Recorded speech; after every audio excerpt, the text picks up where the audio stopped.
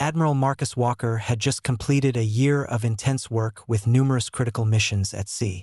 He was one of the rare African Americans to achieve the rank of admiral in the history of the United States Navy. A challenging journey fraught with obstacles and discrimination. This leave was a chance for him to return home, reunite with his family, and enjoy some peace and quiet. In the evening, Marcus drove his old pickup truck, a keepsake from his father, down the familiar streets of the small town where he had grown up. Dressed simply in a gray t-shirt and jeans, he looked like an ordinary worker, completely masking the aura of an admiral. He planned to stop at a nearby convenience store to pick up a few supplies before heading home. The small store had a cozy feel, with warm yellow light spilling through its windows, creating a serene scene. Marcus stepped inside and greeted the clerk with a friendly smile. He selected a few items: milk, bread, and a bottle of soda. While he was standing at the counter paying, a group of young men entered, chatting loudly and seemingly oblivious to everyone around them. Unbothered, Marcus paid for his items and walked back to his truck. In the dim glow of the streetlights, he was unaware that a police car was parked at a distance, with two officers watching him with suspicion. As Marcus started his truck, the sudden blare of a siren rang out behind him. A police car sped up and blocked his way. Two officers stepped out, one a stern-faced, middle-aged white man, and the other younger, with cold, piercing eyes. Marcus rolled down his window and calmly asked, "Is there a problem, officers?" The older officer, named Officer Smith, spoke in a gruff tone. "What were you doing in that store?" Marcus was taken aback by the question. "I bought a few items. Is there an issue?" "Hand over your vehicle registration and ID," Smith demanded, his eyes filled with suspicion. Marcus calmly handed over the documents and asked, "Could you explain why I'm being stopped?" Smith didn't respond. Instead, the younger officer, Officer Davis, began searching Marcus's truck without permission. Marcus tried to stay composed, but anger simmered as he watched Davis's rough and invasive actions. "You don't have a warrant to search my vehicle," Marcus said, his tone calm but firm. Smith turned back, his eyes flaring with hostility. "Don't tell me how to do my job, pal. Around here, we are the law." The officer's behavior began to escalate. Davis pulled a bag from the back seat of Marcus's truck, rummaging through its contents. Despite finding nothing suspicious, he smirked and sneered. "Pretty clean, huh? A guy like you. I thought we'd find something more interesting." Marcus took a deep breath, trying to maintain his composure. "I don't want to argue, but you're overstepping your authority." Marcus's words only fueled Smith's anger. He stepped closer to Marcus, jabbing a finger in his face. "Who do you think you are? A black man driving around this area late at night? Doesn't look normal to me." Marcus froze. He had faced racism many times before, but the blatant and public humiliation cut deeply. Onlookers began to gather, some pulling out their phones to record the scene. "You know how many guys like you I've dealt with?" Smith continued, his voice dripping with hostility. As Marcus stood before the two officers, he felt the tension and hostility in the air thickening. Their words carried not only an abuse of authority but also a palpable disdain. Despite being someone who had faced countless dangerous situations on the battlefield, standing on the streets of his hometown in simple clothes made Marcus feel less like a powerful admiral and more like just another black man confronting senseless prejudice. Smith, the middle-aged officer, stepped closer, his cold and malicious gaze sizing Marcus up from head to toe, as if trying to peel back layers of his character. "Take off your jacket," Smith ordered, his voice laced with authority. Marcus raised an eyebrow but didn't want to escalate the situation further. He replied calmly, "I don't understand this request. Could you clarify the reason?" "The reason is you're not cooperating," Smith snapped, his eyes daring Marcus to challenge him. His hand moved to his belt, brushing against the holstered gun, a silent but clear threat. The younger officer, Davis, approached Marcus, his stance primed for action. Though Marcus was trying to remain calm, he felt a wave of anger rising. He didn't want the situation to spiral out of control. But the officer's behavior had already crossed the line of decency and legality. As Marcus tried to explain again, "I'm not resisting. I just want to understand." Davis suddenly grabbed his arm, squeezing it roughly. "Resisting? Huh?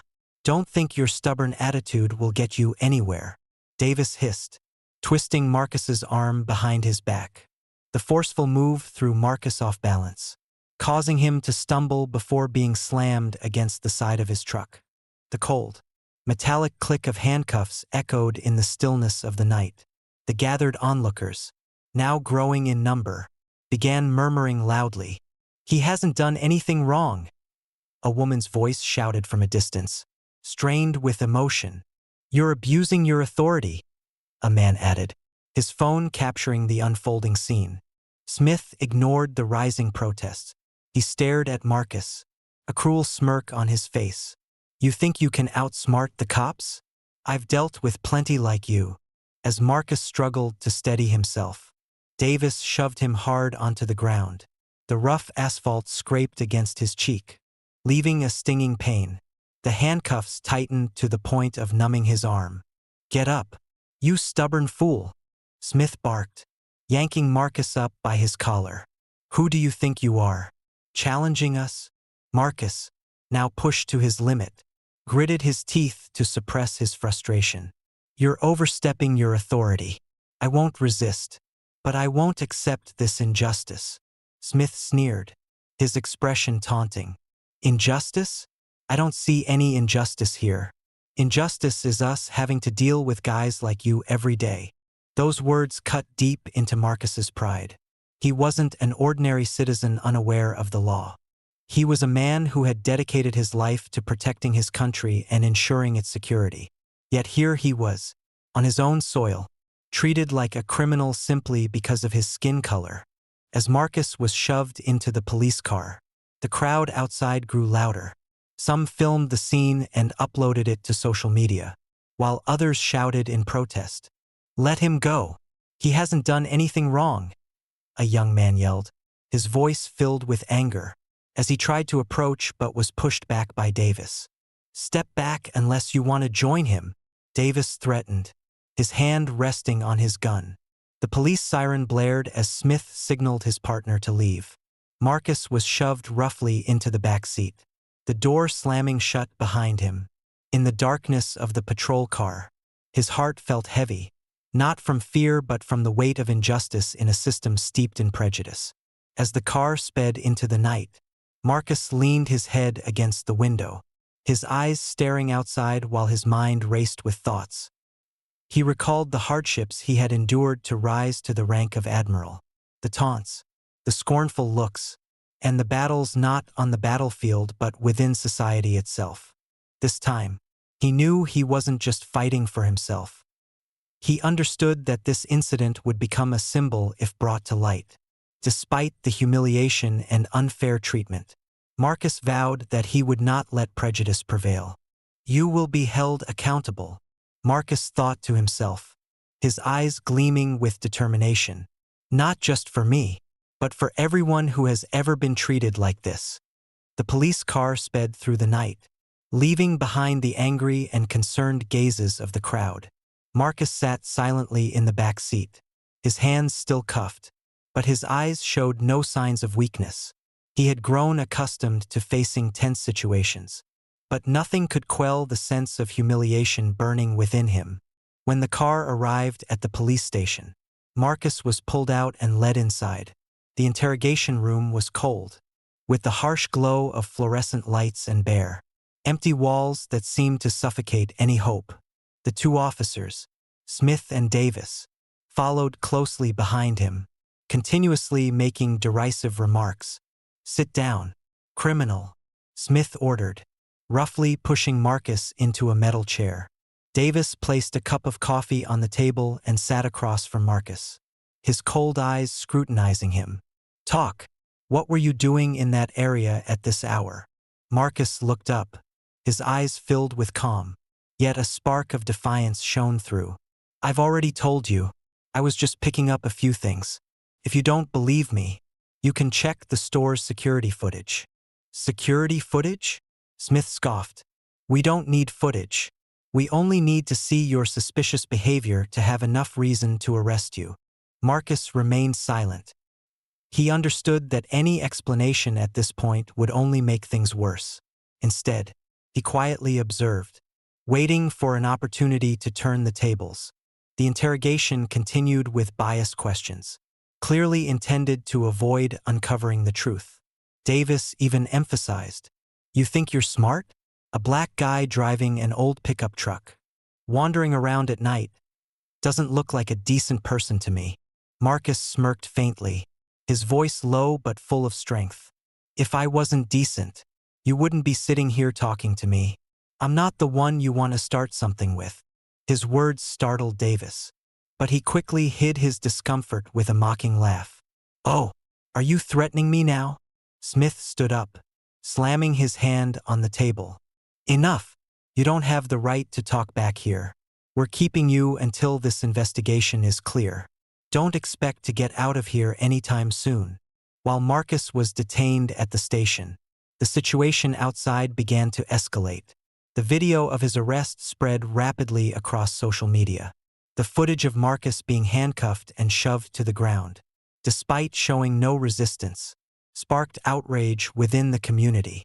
Hashtags like #JusticeForMarcus and #EndRacism flooded various platforms.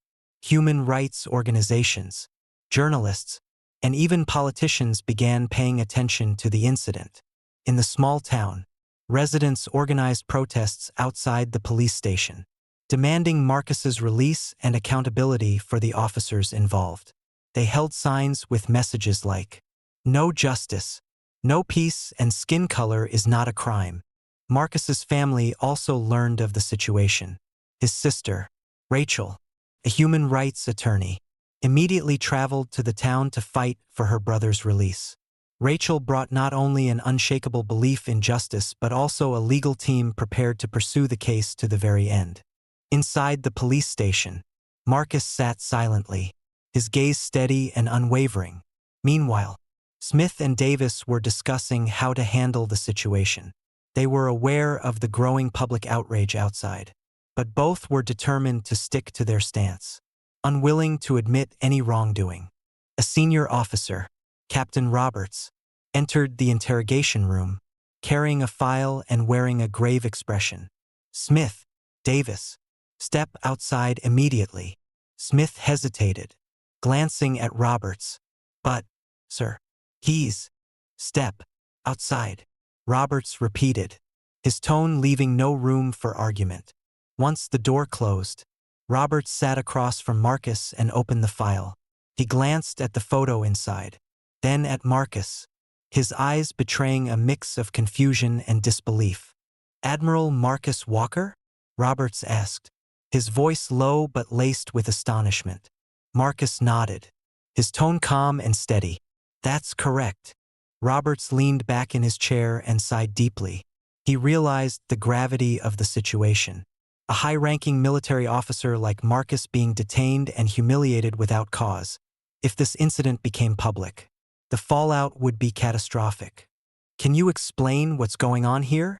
Roberts asked, attempting to remain composed. Marcus raised an eyebrow and replied succinctly, "I think your officers should be the ones explaining that." Outside the room, Smith and Davis had just learned of Marcus's true identity. Their faces turned pale as fear began to creep in. They hadn't expected the man they had treated so brutally to be a powerful figure in the military, someone capable of dismantling their careers with a single report. "Damn it! What do we do now?" Davis whispered frantically. Smith gritted his teeth, trying to maintain his composure. "Don't show any weakness. We'll just rewrite the report and claim he was causing a disturbance. Who's going to believe a black man over the police?" Under pressure from Captain Roberts and the growing media attention, Marcus was reluctantly released by Smith and Davis. However, no formal apology was offered by anyone at the station. As he stepped out of the station, Marcus was greeted by a large crowd of protesters. Cheers erupted, and dozens of people surrounded him, holding up signs and phones to capture the moment. Rachel rushed to her brother and hugged him tightly. "I won't let them get away with this," she said, her eyes blazing with determination. Marcus looked at his sister and then at the crowd, feeling a wave of emotion. Despite the humiliation and injustice he had endured, he realized that this incident was no longer just about him. It had become a symbol of a larger fight, a fight against injustice and prejudice.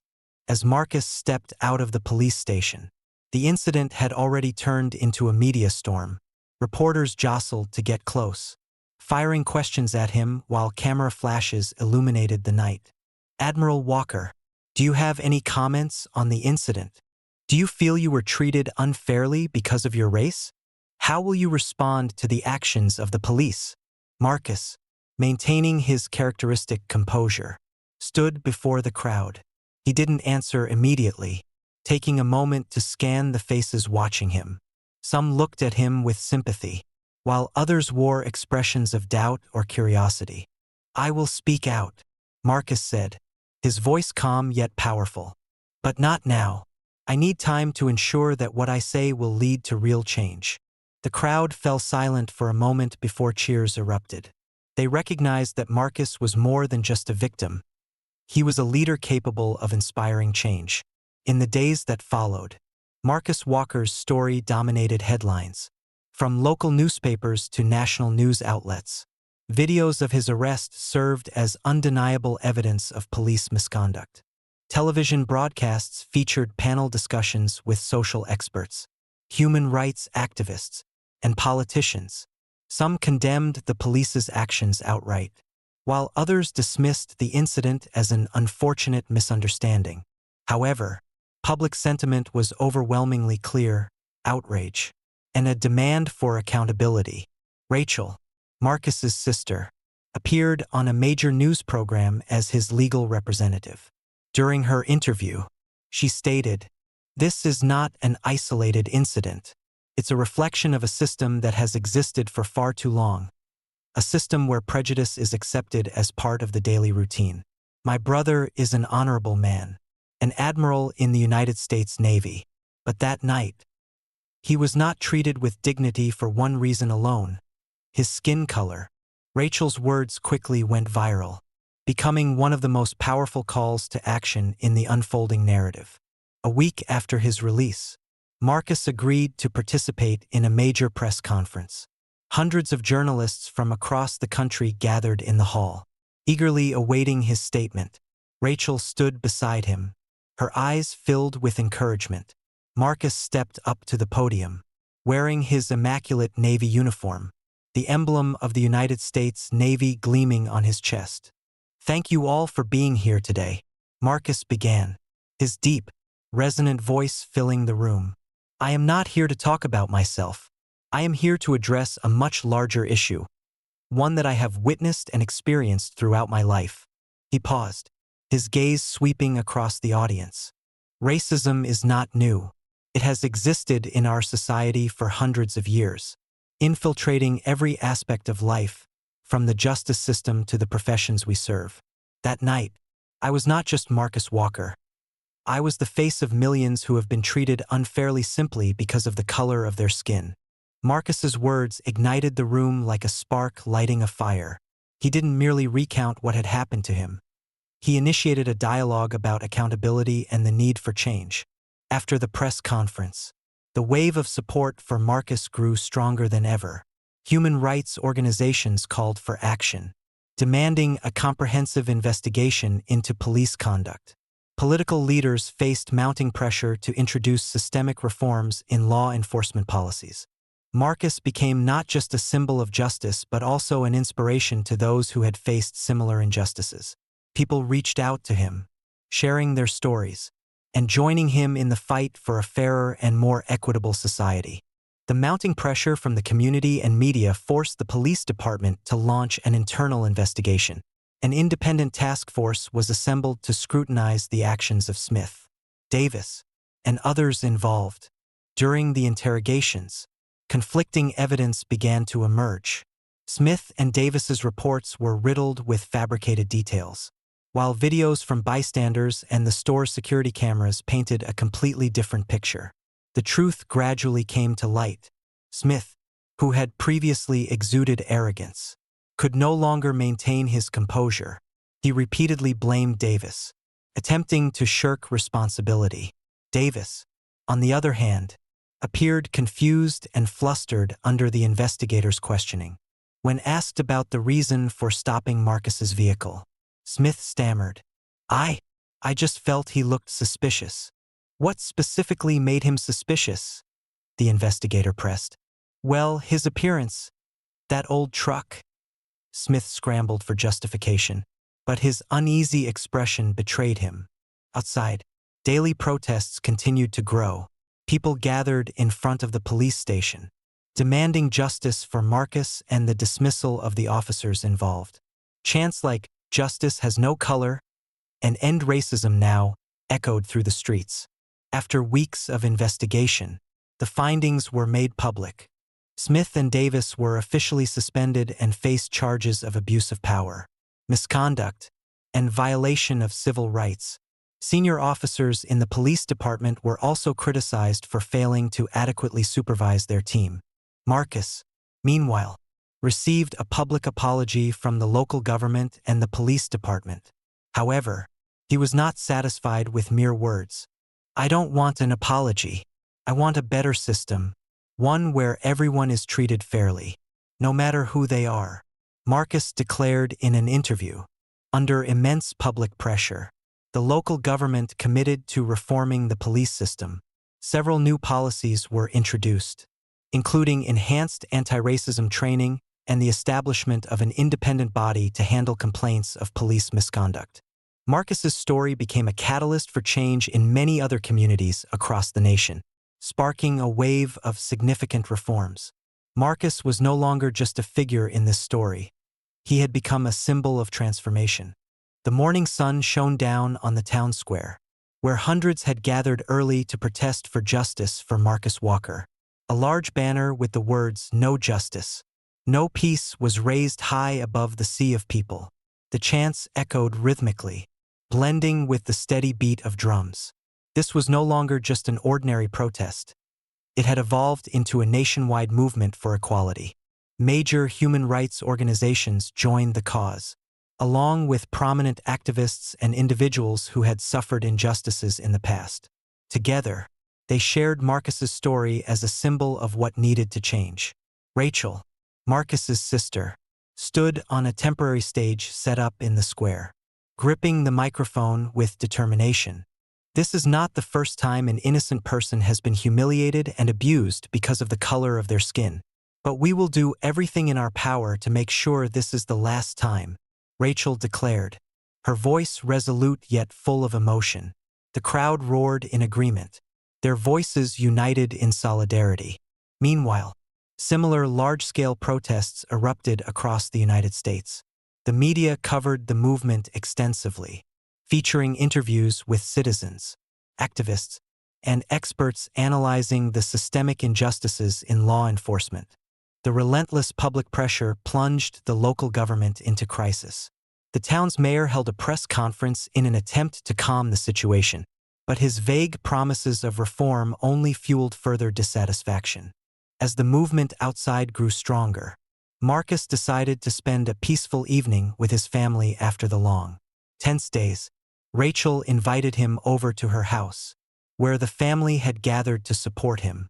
The cozy dining table was set with Marcus's childhood favorites: crispy fried chicken, vegetable stew, and apple pie.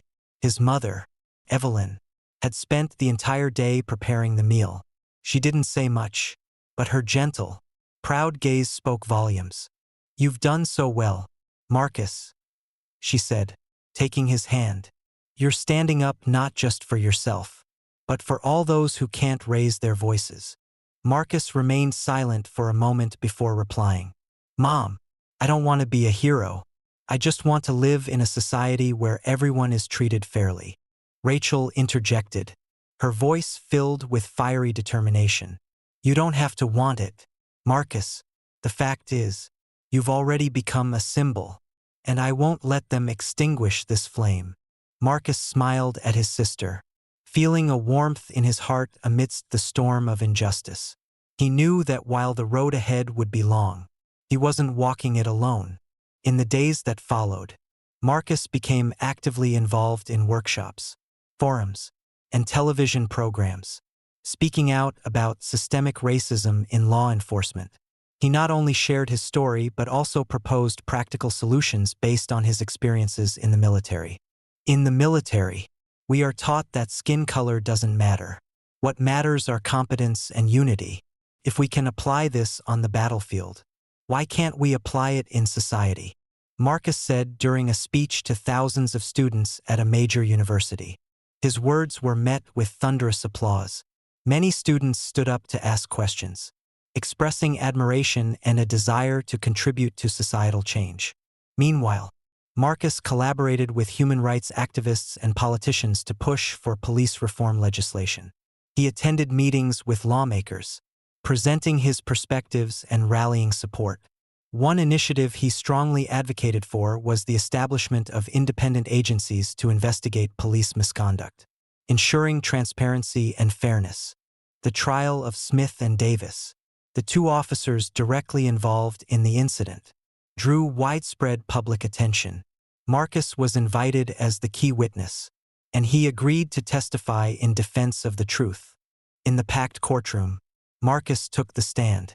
Dressed in his immaculate Navy uniform, he stood tall and composed, his gaze fixed firmly ahead.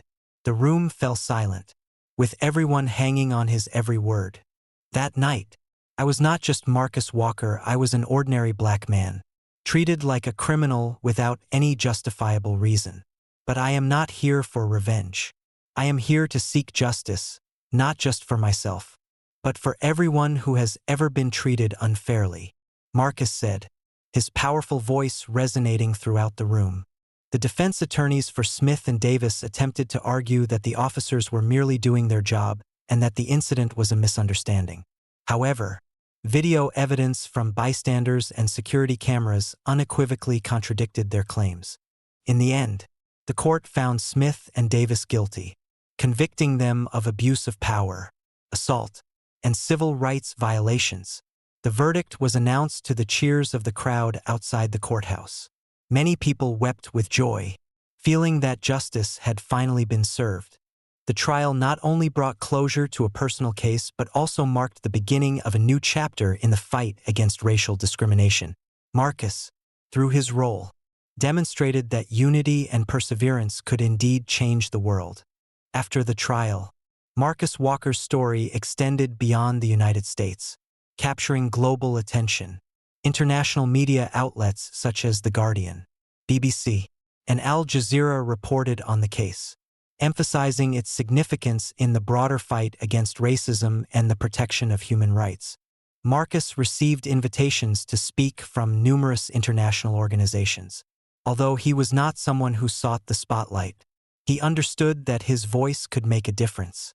With that in mind, he accepted an invitation to speak at the United Nations, where he was given the opportunity to address world leaders. In the solemn assembly hall of the United Nations, Marcus approached the podium with confidence and composure. He didn't read from a prepared speech but spoke directly from the heart. Racism is not an issue confined to one nation or one community. It is a human issue, a deep wound that we must heal. But change cannot come solely from speeches or protests. It must begin within each of us with empathy, courage, and the will to make a difference. His speech was met with a standing ovation from the entire room. It wasn't just a call to action. It was a poignant reminder that meaningful change starts with the smallest of actions. Fueled by Marcus's case, significant reforms began taking shape within police systems across several states. Mandatory training programs on racial awareness and nonviolent de-escalation techniques were implemented on a large scale. Independent oversight agencies were established to investigate allegations of police misconduct, reducing instances of cover-ups and bias. Marcus played an active role in meetings with lawmakers and community leaders, He brought not only his personal experience but also served as a bridge between the oppressed and those in positions of power. During a meeting with state legislators, Marcus said, "We cannot fix a broken system if we don't first acknowledge that it is broken. But acknowledgement is only the first step. We need action." His words resonated strongly, garnering widespread agreement. Several policies bearing Marcus Walker's name were proposed, such as laws requiring transparency in police officer records and stricter regulations on the use of unnecessary force. Yet Marcus understood that these changes were only the beginning. Behind every policy lay a long and arduous battle, and he was ready to fight it to the end. Amid the busy days of reform projects and speeches, Marcus took some time to reflect on himself. He realized that the incident had not only changed society but had also transformed him. He had always thought of himself as just a naval officer, but now he understood that his responsibilities extended far beyond that. One evening, Marcus sat on the balcony of his home, gazing at the city lights. Rachel stepped out, carrying 2 cups of hot tea. She sat beside him, her expression gentle. "What are you thinking about?" she asked. Marcus took a deep breath before replying. "I used to think that what I did in the Navy was enough, protecting the country, serving the nation. But now I realize there are so many people who need protection right here, on this very soil." Rachel smiled. "You've done so much, Marcus. You're not just protecting the country, you're protecting its values: freedom, fairness, and human rights." Marcus was silent for a moment before turning to look at his sister. "But this fight isn't just mine. It belongs to all of us." A year after the incident, Marcus decided to hold a ceremony in the square where he once stood before a crowd of protesters. But this time, it wasn't to speak of pain or injustice. It was to celebrate the progress achieved and to inspire the battles yet to come.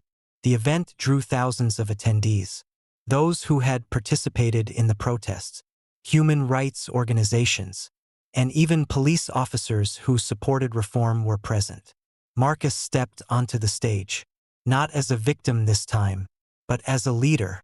"I want to thank all of you, those who refused to stay silent in the face of injustice, those who stood up for justice. We've come a long way, but our journey isn't over. Every step we take brings hope, and every voice we raise has the power to change the world." As his speech concluded, a young black boy climbed onto the stage with his mother. The boy looked up at Marcus with admiration and said, "I want to be like you, brave and fair."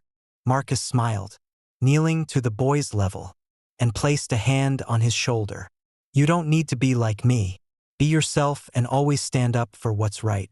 That's how you'll change the world." The crowd erupted into thunderous applause. Standing amidst the sea of people, Marcus felt the power of unity. He knew that while the road ahead would be challenging, with faith and determination, anything was possible. As the ceremony came to an end, Marcus walked through the crowd, sensing a new beginning, no longer bound by prejudice. He was now a symbol of change, a beacon lighting the path to justice for everyone.